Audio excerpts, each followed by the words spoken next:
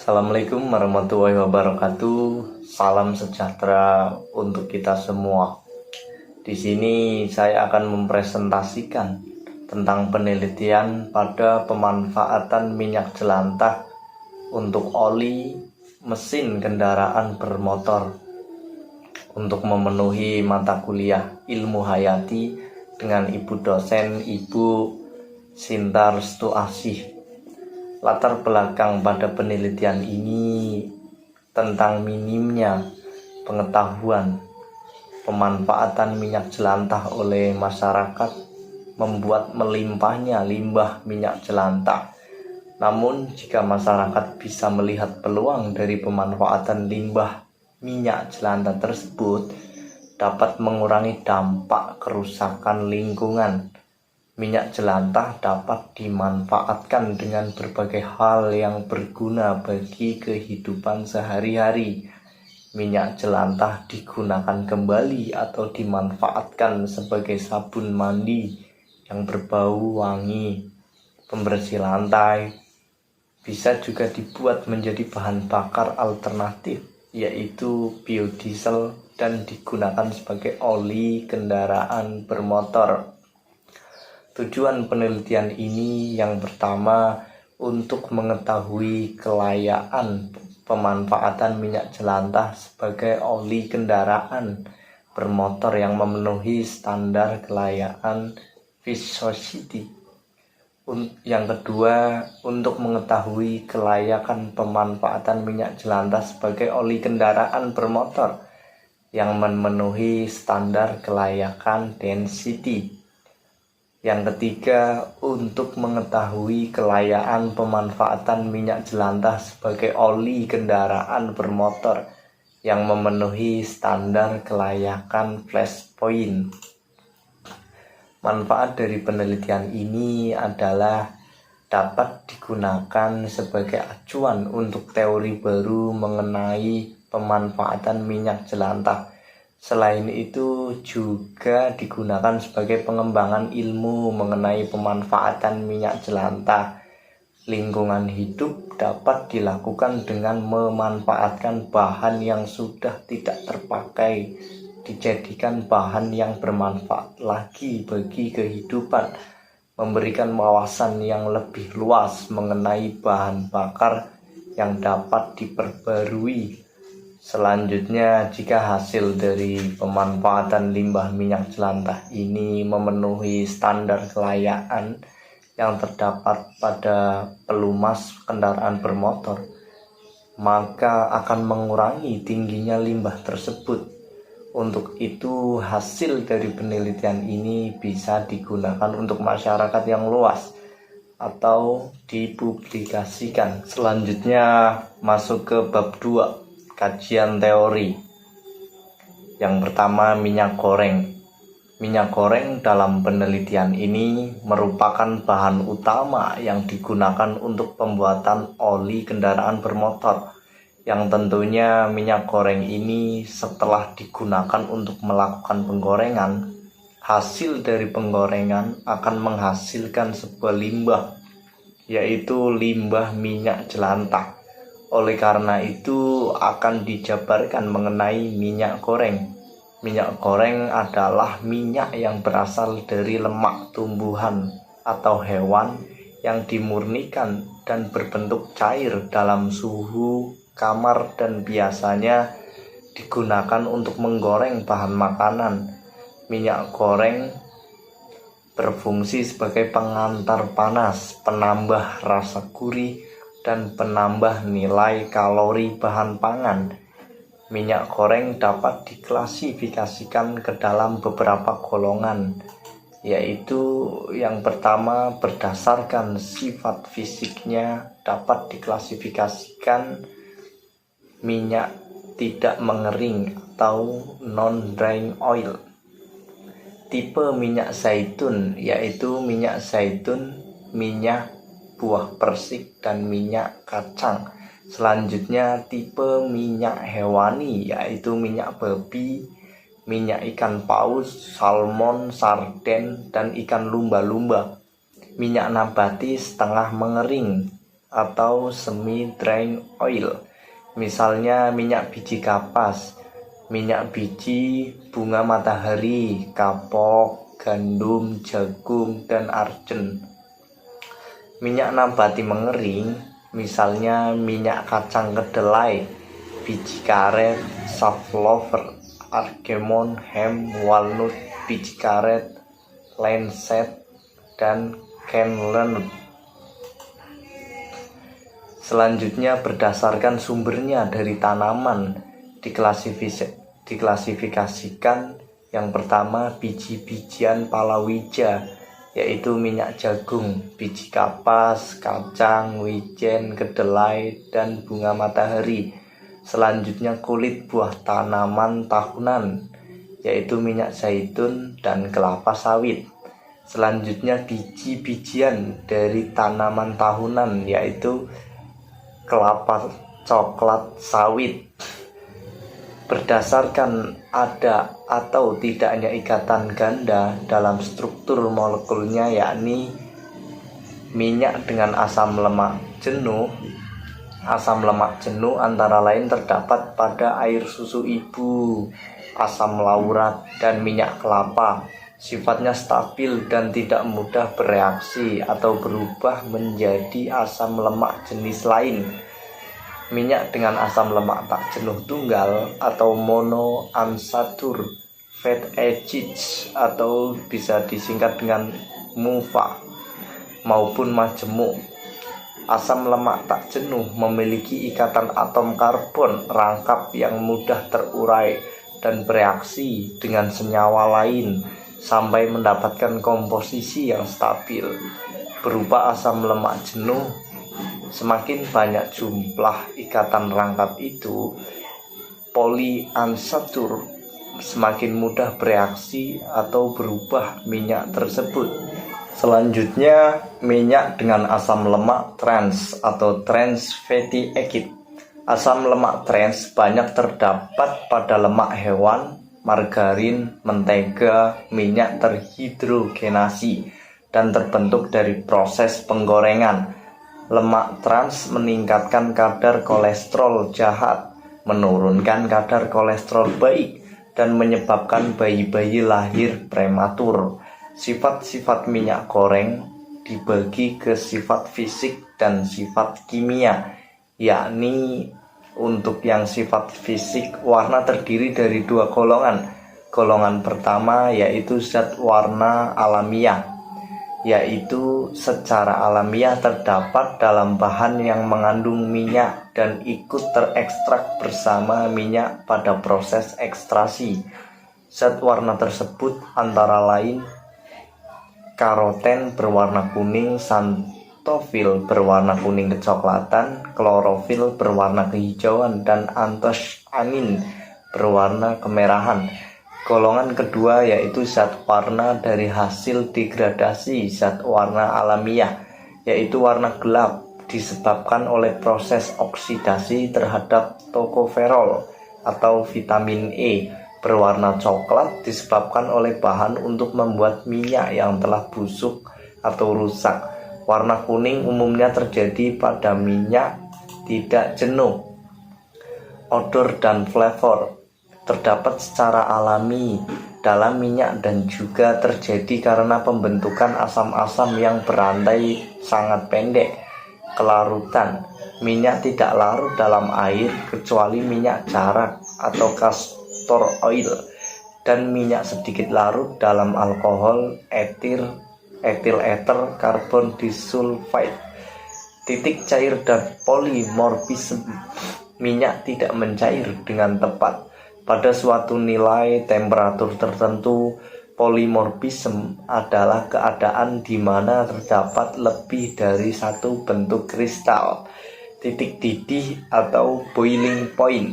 Titik didih akan semakin meningkat dengan bertambah panjangnya rantai karbon asam lemak tersebut. Titik lunak atau softening point dimaksudkan untuk identifikasi minyak tersebut. Sleeping point digunakan untuk pengenalan minyak serta pengaruh kehadiran komponen-komponennya. shoot melting point, yaitu temperatur pada saat terjadi tetesan pertama dari minyak atau lemak. Bobot jenis biasanya ditentukan pada temperatur 25 derajat Celcius dan juga perlu dilakukan pengukuran pada temperatur 400. Titik asap, titik nyala, dan titik api dapat dilakukan apabila minyak dipanaskan, merupakan kriteria mutu yang penting dalam hubungannya dengan minyak yang akan digunakan untuk menggoreng. Titik kekeruhan atau turbidity point ditetapkan dengan cara mendinginkan campuran minyak dengan pelarut lemak. Masuk ke sifat kimia. Sifat kimia yang pertama, hidrolisa. Dalam reaksi hidrolisa, minyak akan diubah menjadi asam lemak bebas dan gliserol. Reaksi hidrolisa yang dapat menyebabkan kerusakan minyak atau lemak terjadi karena terdapatnya sejumlah air dalam minyak tersebut. Yang selanjutnya, oksidasi. Proses oksidasi berlangsung bila terjadi kontak antara sejumlah oksigen dengan minyak. Terjadinya reaksi oksidasi akan mengakibatkan bau tengik pada minyak dan lemak. Hidrogenasi. Proses hidrogenasi bertujuan untuk menumbuhkan ikatan rangkap dari rantai karbon asam lemak pada minyak. Esterifikasi. Proses esterifikasi bertujuan untuk mengubah asam lemak dari trigliserida dalam bentuk ester dengan menggunakan prinsip reaksi ini. Hidrokarbon, rantai pendek dalam asam lemak yang menyebabkan bau tidak enak, dapat ditukar dengan rantai panjang yang bersifat tidak menguap. Selanjutnya, penggunaan minyak jelantah dalam penelitian ini adalah sebagai bahan utama dalam pembuatan oli kendaraan bermotor.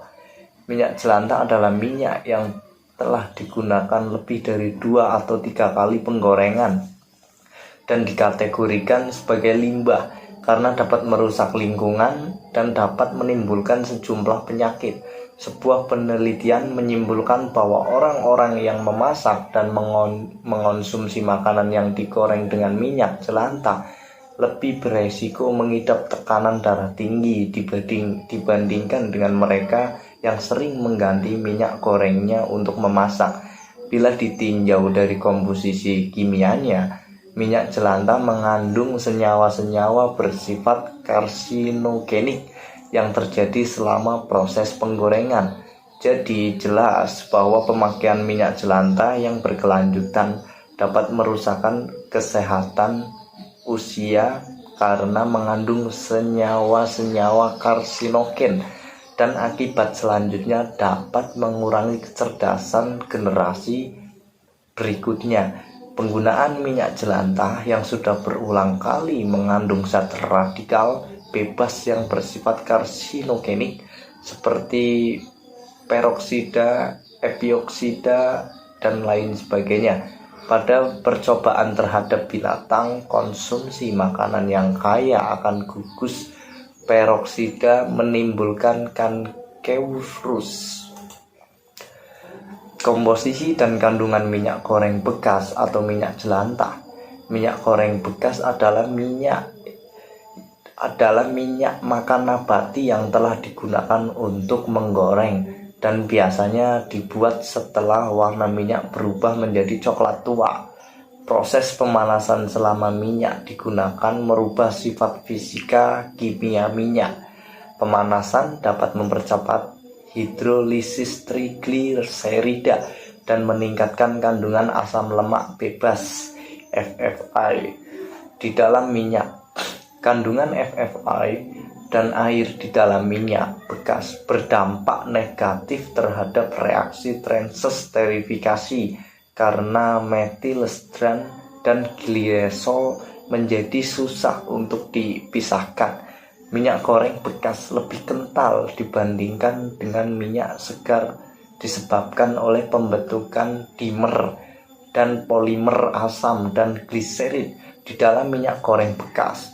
Karena pemanasan sewaktu digunakan, berat molekul molekul dan angka iodin menurun, sementara berat jenis dan angka penyabunan semakin tinggi. Perbedaan komposisi asam di dalam minyak segar dan minyak goreng. Dan ini adalah tabel dari komposisi asam lemak dari minyak bunga matahari, minyak kedelai, dan minyak bekas.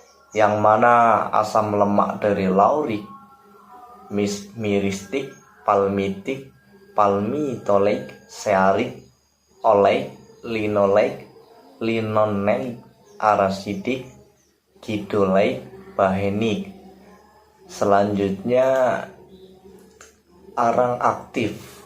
Arang aktif pada penelitian ini digunakan sebagai penghilang atau pelarut kandungan-kandungan air, kotoran, dan sebagainya. Kenapa pemilihan penggunaan arang aktif? Karena arang aktif mampu menyerap kotoran yang terkandung di dalam minyak jelantah tersebut. Yang selanjutnya daun singkong. Penggunaan daun singkong dalam penelitian ini adalah sebagai pengental untuk limbah minyak jelantah agar nilai viskositas dari minyak jelantah yang akan diproses menjadi oli kendaraan bermotor memenuhi salah satu dari syarat dari oli atau pelumas tersebut. Yang selanjutnya adalah pelumas. Pelumas merupakan sebuah fluida yang digunakan untuk mengurangi gesekan pada komponen kendaraan, dan pelumas juga digunakan untuk pembentukan selapis film untuk melindungi komponen mesin. Ada 7 pelumas base oil untuk pelumas sintetis yang paling banyak digunakan, yaitu yang pertama polyal paulevins, yang kedua alkylater darometik, selanjutnya polybutines, selanjutnya alphatic diesters, polyolesters, polyalkylene glycerols, phosphatase. Berikut adalah standar pelumas yang digunakan dari karakteristiknya, testing method, dan tes result tipikal yang sudah tertulis. Selanjutnya adalah viskositas. Viskositas dapat dinyatakan sebagai tahanan aliran fluida yang merupakan gesekan antara molekul-molekul cairan satu dengan yang lain. Suatu jenis cairan yang mudah mengalir dapat dikatakan memiliki viskositas yang rendah, dan sebaliknya bahan-bahan yang sulit mengalir dikatakan memiliki viskositas yang lebih tinggi. Viskositas pada zat cair disebabkan oleh adanya gaya kohesi, yaitu gaya tarik menarik antara molekul sejenis. Viskositas merupakan ukuran kekentalan fluida yang menyatakan besar kecilnya gesekan di dalam fluida. Semakin besar viskositas atau kekentalan fluida, maka semakin sulit suatu fluida untuk mengalir, dan juga menunjukkan semakin sulit suatu benda bergerak di dalam fluida tersebut. Di dalam zat cair, viskositas dihasilkan oleh gaya kohesi antara molekul zat cair, sedangkan dalam gas, viskositas timbul sebagai akibat tumbukan antara molekul gas. Zat cair lebih kental viskositasnya daripada gas, sehingga untuk mengalirkan zat cair diperlukan gaya yang lebih besar dibandingkan dengan gaya yang diberikan untuk mengalirkan gas. Lanjut ke densitas atau density kerapatan. Sebuah fluida dilambangkan dengan huruf Yunani rho, didefinisikan sebagai massa fluida per satuan volume. Massa jenis rata-rata setiap benda merupakan total massa dibagi dengan total volumenya. Sebuah benda yang memiliki massa jenis lebih tinggi, misalnya besi, akan memiliki volume yang lebih rendah daripada benda bermassa sama yang memiliki massa jenis lebih rendah, misalnya air. Berikut adalah alat uji densitas yang sering digunakan. Selanjutnya adalah flash point. Flash point adalah temperatur di mana fraksi akan menguap dan menimbulkan api bila terkena percikan api dan kemudian mati dengan sendirinya dengan rentan waktu yang cepat. Berikut adalah bisa kita lihat pada gambar alat uji flash point ini pada gambar 28. Selanjutnya, kerangka pikir penelitian minyak jelantah dapat digunakan kembali menjadi berbagai kebutuhan dalam kehidupan sehari-hari. Misalnya digunakan sebagai sabun, pembersih lantai, bahan bakar alternatif, dan oli kendaraan bermotor. Dalam hal ini, minyak jelantah dapat dibuat menjadi oli kendaraan bermotor karena adanya beberapa faktor diantaranya. Karena oli dari minyak jelantah tidak beracun dan mudah terdegradasi atau mudah terurai. Setelah dilakukan treatment atau perlakuan dari percampuran arang karbon untuk mengedepankan kotoran dan penambahan daun singkong sebagai penambah nilai viskositas dari minyak jelantah, sehingga minyak jelantah yang akan digunakan sebagai oli akan memenuhi nilai karakteristik viskositasnya, densitas, dan flash point.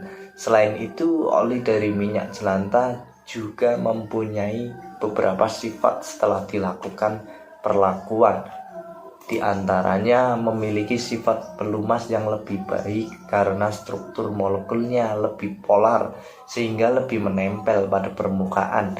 Yang kedua, melindungi permukaan dengan baik walaupun pada tekanan tinggi, dan memiliki flash point yang tinggi sehingga lebih aman digunakan.